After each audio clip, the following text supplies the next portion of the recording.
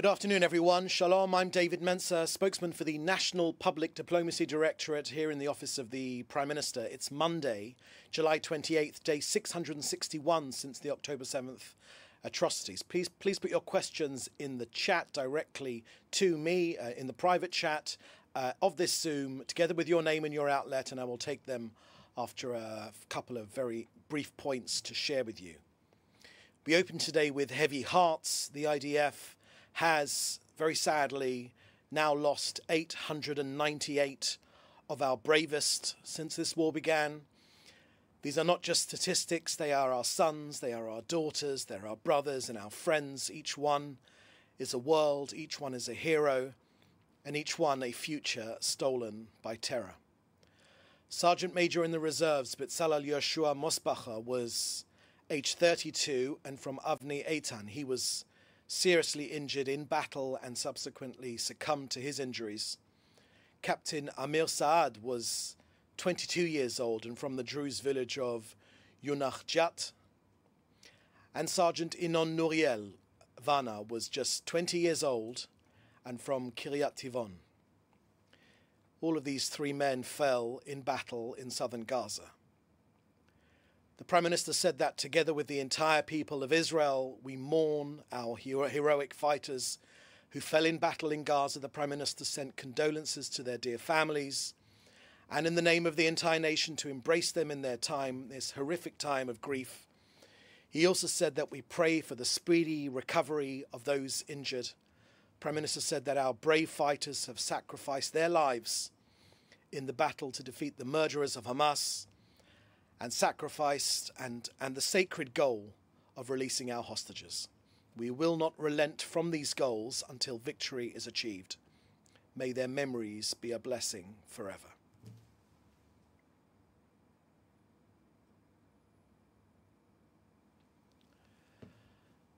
Next to the humanitarian situation in Gaza, allow me to share with you some facts as opposed to so much of the information which has turned out not to be true. Let's put an end to some of this fiction. There is, of course, no Israeli policy of starvation in Gaza. Prime Minister made that crystal clear again last night. That claim comes straight from Hamas's propaganda department, and unfortunately, too many have been parroting it. Here are the facts, the latest facts on these issues. Over 258 trucks entered Gaza in the last week alone. That's 258 trucks which have entered Gaza in the last week alone. 600 trucks have already been distributed by the UN and other international agencies, but of course hundreds more are waiting at the crossings ready to go. Now this aid includes food, water, medicine and medical equipment, and it's been facilitated by Israel and the Israel Defense Forces. So the question is, if aid is not reaching civilians, who is blocking it? Hamas, of course, which is why the Prime Minister spoke yesterday about new safe routes, but aid only works if it reaches civilians. So Israel expects the UN and international agencies to stop the blaming and start delivering. More consistency will equal more impact. Now, following the Cabinet's instructions, the IDF has launched a new humanitarian initiative. That's a daily pause in non-combat zones from 10 a.m. to 8 p.m. In al-Mawasi, in Deir al-Bala, and in Gaza City. Safe humanitarian corridors are in place. And also electricity has been restored to power a desalination plant serving 900,000 people. This is not theory, this is actual action. Now, our international partners are joining us just in the last day or so. The UAE and Jordan have parachuted 28 aid bundles into northern Gaza and southern Gaza, which have been coordinated by Israel. And weeks ago, Israel approved the UAE's plan to build a water pipeline from Egypt to al-Mawasi, aiming to serve 600,000 people with clean water, independent of Israeli infrastructure. Now, of course, you can contrast that with Hamas, who actually dug up water pipes to use the pipes as missiles to fire against Israel. and construction for this project is already underway. Meanwhile, the US-based Gaza Humanitarian Foundation is making a difference. 95 million meals have been delivered since May. And in the last day alone, just yesterday, 1 million meals were distributed. Of course, Israel backs this work, but the UN must stop obstructing it. And what does Hamas do? Of course, it loots the aid trucks, it attacks food distribution centers, and it endangers its own people. This is not just mismanagement, it's a war crime. Hamas isn't feeding Gaza, it's starving Gaza on purpose to feed its own narrative. And finally, let me share with you this picture behind me. Take a look.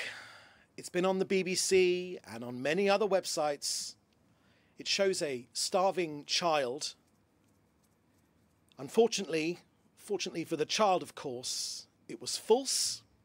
It was a lie. It was the lie that built the famine story. This photo helped spread that lie. They said that Israel starved this child. His name is actually Osama al-Rakab. He has cystic fibrosis. He's actually been in Italy for almost 5 or 6 weeks now. Israel got him out of Gaza. Now, for 2 years now, the media has played into Hamas's hands. They've repeated every single lie, every distortion. It not only hurts Gazans, it also sabotages ceasefire talks, as we've seen, and of course it prolongs the agony of our 50 hostages who remain in Hamas's terror dungeons. I would add that for centuries, our people, the Jewish people, were smeared with the monstrous lie, the claim that Jews kill non-Jewish children. That hatred lit the pyres of Europe. Today, it comes back dressed up in headlines and hashtags that Israel deliberately kills children. Let me say this as clearly as I can. That is a lie. It's a lie as old as Jew hatred itself. We know it. You know it. We've seen it before. And to those that rush to believe and to publish these lies, we see you. That's the end of our briefing today. Please put your questions in the chat. Remember, please put your questions together with your name and your news outlet, and then we will get to some of your questions. First question here, Jean-Paul, if you could share with us what your news outlet is, and we'll come back to you. Next question here is from Dana Carney from CNN. The question is, this is not the first time we're hearing Israel being accused of genocide over this war, but this is the first time the action is coming from an Israeli organization. Can you please address this? Thank you for that question, Dana. And you're referring to B'Tselem. Look, let me answer it in this way, because this claim of genocide, it has tremendous effect. Of course, it blasphemes Israel, but also it has a real effect on Jew hatred as well. Let me just share with you, in the last 5 or 6 days, just in the last 5 or 6 days, what these claims have resulted in. Okay? They've resulted in Jews being kicked off a Vueling flight in Valencia in Spain, Jews prevented from disembarking a ship in Greece, Jews slandered by James O'Brien on LBC in London, Jews attacked eating at a restaurant in London, Jews assaulted by a thug on a bus in Dublin, Jews detained at a festival in Belgium just for being Jews, Jews harassed at a French airport by staff members, Jews physically attacked by anti-Israelis on roads, a Jewish restaurant being vandalized in Friedberg in Germany, Jews refused service at a restaurant in Vienna, a Syrian refugee who bit the ear of a Jewish man in Gaza saying, "I am Hamas." That is what happens when these sorts of lies, these libels against the Jewish people and against Israel are spread. Now, when it comes to this accusation of genocide, yes, of course, we have free speech here in Israel, but we strongly reject the accusation. It is baseless. There is no intent. key for the charge of genocide. There is no intent. It simply doesn't make sense for a country to send in 1.9 million tons of aid, most of that being food, if there is an intent of genocide. It's completely incongruous. It's an attempt to delegitimize Israel's right to self-defense against Hamas. Our Prime Minister has previously labelled the charges outrageous. And of course, our defence forces target terrorists and never civilians. We've taken extensive measures to minimise harm. Hamas, which deliberately embeds itself within civilian populations, is responsible for the suffering in Gaza. And that's why Israel will continue to facilitate humanitarian aid despite the ongoing threats. And I will just also point you to John Spencer, the world expert when it comes to urban warfare, who has said that no other country has done as much as Israel to get people out of harm's way and to take the war directly to the terrorists themselves. Okay, next question is from David Clement at the News Forum. The French have said they'll recognise a Palestinian state, but have the French communicated with Israel on who they think would act as the government of this recognised state? Thank you for that question, David. The Prime Minister has made Israel's views crystal clear when it comes to this subject. The Prime Minister tweeted, and I was in the room when the Prime Minister wrote this tweet. He said that this is a reward for terrorism. He said that there was a Palestinian state. It was called Gaza. Israel withdrew almost 20 years ago to give, for the objective of giving peace a chance, to give Gazans the right, the opportunity to run their own lives.